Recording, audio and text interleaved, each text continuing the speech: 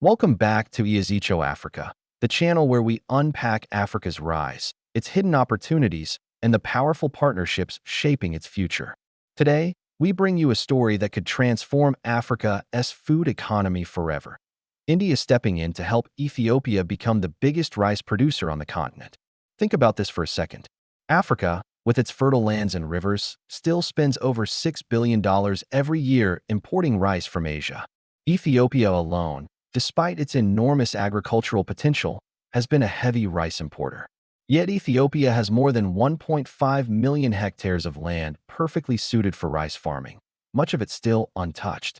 Now, India, the world's largest rice exporter, is bringing in technology, investment, and expertise to change that reality. The result? Ethiopia could transform from a rice-importing nation into a rice-exporting powerhouse. This isn't just about food. It's about geopolitics, economics, and Africa's journey towards self-sufficiency. So why is India investing in Ethiopia's rice dream? What does Ethiopia stand to gain? And what does this mean for Africa's position in the global rice market? Stay with us, because in this video we'll break it all down in detail. We'll explore Ethiopia's rice journey, India's global dominance, the partnership between the two nations, and how this could ripple across the African continent. If you're ready to see how Ethiopia could become Africa's rice superpower with India's backing, then make sure you hit that like button, subscribe to Ezicho Africa, and let's dive straight in. Rice is no longer just an Asian story. It has become a Pan-African staple. 50 years ago, rice consumption in Africa was modest, mostly confined to coastal West Africa. But with urbanization, rising incomes, and changing diets, rice has moved to the center of African kitchens. In cities from Lagos to Nairobi, Addis Ababa to Dakar, rice is now the food of choice for millions. Why? Because rice is quick to cook, versatile, and fits easily into busy urban lifestyles. Street vendors sell rice dishes daily, families serve rice during celebrations, and restaurants place it on every menu. The numbers prove this shift. In 1990, Africa consumed around 9 million tons of rice annually. By 2023, that figure had jumped to nearly 40 million tons. By 2035, Africa's rice demand could cross 50 million tons per year. The problem is production has not kept pace with consumption. Africa produces less than two-thirds of what it eats. Countries like Nigeria, Senegal, and Ethiopia import shiploads of rice every year, mostly from India, Thailand, and Vietnam. This import dependence drains billions in foreign exchange. Nigeria alone spends over $2 billion annually on rice imports. Ethiopia has also spent hundreds of millions on rice purchases abroad, money that could have been invested in local agriculture. And here lies the opportunity. Africa has the land, water, and labor to grow more than enough rice for itself. But what it often lacks is the technology, improved seeds, and investment to unlock that potential. Enter India. By sharing its decades of rice expertise, India can help Ethiopia fill this gap. And in the process, Ethiopia could become not just self-sufficient, but a continental leader. Ethiopia's agricultural history is dominated by coffee, teff, sorghum, and maize. Rice is relatively new to the scene. It was first introduced in the 1970s by researchers and aid organizations who saw Ethiopia's fertile lowlands as ideal for cultivation. In the early years, rice remained a niche crop. Farmers experimented, but it never became mainstream. Things began to change in the 2000s, when Ethiopia identified rice as a millennium crop, a food that could transform both nutrition and income. The Ethiopian government later developed the National Rice Strategy Plan, 2020 to 2030.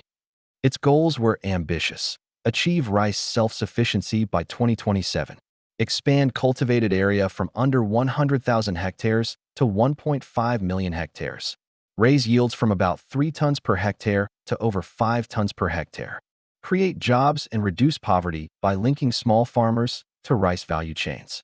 So where does Ethiopia stand now? In 2022, Ethiopia produced about 208,000 tons of rice. Land under cultivation was roughly 60,000 hectares. Average yield was around 3.5 tons per hectare, higher than some African peers, but still below Asia's best. The Amhara, Oromia, Benishangul Gumuz, and Gambela regions are Ethiopia's rice hotspots. Gambela, in particular, is often compared to Southeast Asia's rice plains, flat, fertile, and well-watered. But Ethiopia's biggest challenge is infrastructure. Many rice fields are far from processing mills. Farmers lack access to modern seeds, irrigation, and mechanization. Without these, scaling up production to millions of tons is difficult. That's why partnerships are crucial. Ethiopia knows it cannot achieve this transformation alone. It needs partners who bring technology, finance, and expertise.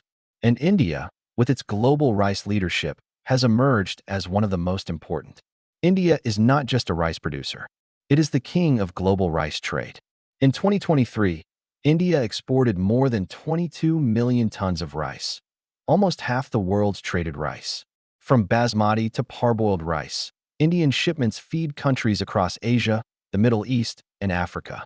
So how did India achieve this dominance? Decades of green revolution policies introduced high-yield rice varieties. Heavy investment in irrigation networks and mechanization boosted output. Agricultural research institutions like the Indian Council of Agricultural Research, ICAR, developed climate-resilient rice suited to different regions. Private players built large milling and packaging industries to process rice for both local and international markets. India's rice success is not just about farming. It's about the entire value chain, from seed to export terminal. For Ethiopia, India's model is inspirational. It shows how a developing country can leap from food shortages to becoming a global supplier. And India sees opportunity too. By helping Ethiopia, India expands its influence in Africa, creates new markets for its farm technology, and strengthens political ties. So what exactly is India doing to help Ethiopia? Technology transfer. India is providing Ethiopia with high-yield rice varieties, adapted to different climates. Indian agronomists are sharing irrigation techniques and soil management practices to maximize output. Investment. Indian companies have started investing in commercial rice farms in Ethiopia. They bring tractors, milling machines, and modern processing plants, helping Ethiopia build a complete value chain. Capacity building. Ethiopia has sent students to Indian agricultural universities. Farmers are being trained in improved cultivation methods. Indian experts are on the ground in Ethiopia, guiding projects. Infrastructure support. India has extended credit lines for agricultural development. Part of this is going into building storage facilities, irrigation canals, and road links between rice farms and markets. This partnership is about more than rice. It is about creating a model of South-South cooperation, where two developing nations lift each other up. Ethiopia gains knowledge and investment. India gains goodwill, markets, and strategic influence. Can Ethiopia really surpass Nigeria, Egypt, or Madagascar to become Africa's rice giant? The potential is massive. Land, 1.5 million hectares of rice-suitable land, most of it still underused. Water, rivers like the Nile and Barrow provide irrigation potential. Demand, Ethiopia's urban population is growing rapidly, creating a guaranteed market. Exports, with Djibouti's port, Ethiopia could supply rice to East Africa and the Middle East. But challenges remain. Ethiopia must fix its infrastructure bottlenecks, poor rural roads, and limited processing capacity. Farmers need affordable credit and modern machinery. Climate risks also threaten yields. Still, with India's backing, Ethiopia could see its production rise from 200,000 tons today to several million tons within 2 decades. That would place Ethiopia in Africa's top 3 producers, if not the very top. Ethiopia's rise as a rice power would ripple far beyond its borders. Food security. Africa spends billions importing rice. If Ethiopia becomes a net exporter, it reduces this burden. Job creation. Large-scale rice farming creates employment, from planting to milling to transport. Regional trade. Ethiopia could export to Kenya, Sudan, Somalia, and other neighbors. Geopolitics. India's role deepens African ties, balancing China's heavy presence in infrastructure. For Africa, Ethiopia's success would prove that the continent can feed itself. It would show that dependence on Asia is not inevitable. And it would mark a turning point where Africa becomes a player in the global rice market, not just a buyer. So, what needs to happen next? Ethiopia's government must continue prioritizing rice. Policies must stay consistent. Infrastructure investments, roads, storage, milling, are urgent. Farmers need access to modern seed varieties and irrigation systems. Partnerships with India and others must expand, not just in farming, but in processing and marketing. If these steps are taken, Ethiopia could transform within the next 10 to 15 years. From being an importer of rice, it could become Africa's rice powerhouse, inspiring other countries to follow. So there you have it. Ethiopia, a country long associated with coffee and teff, is now on the path to becoming Africa's biggest rice producer, thanks to fertile land, rising demand, and the powerful support of India. This partnership is about much more than agriculture. It's about food security, economic growth, and Africa's future on the global stage. India brings expertise. Ethiopia brings potential. Together, they could reshape Africa's food system. And as always, here on Echo Africa, we will continue to bring you these transformative stories of Africa's rise. If you enjoyed this deep dive, don't forget to hit like, share, and subscribe for more insights on Africa's journey to self-reliance and prosperity. Because one thing is clear, the age of Africa feeding itself and the world has begun.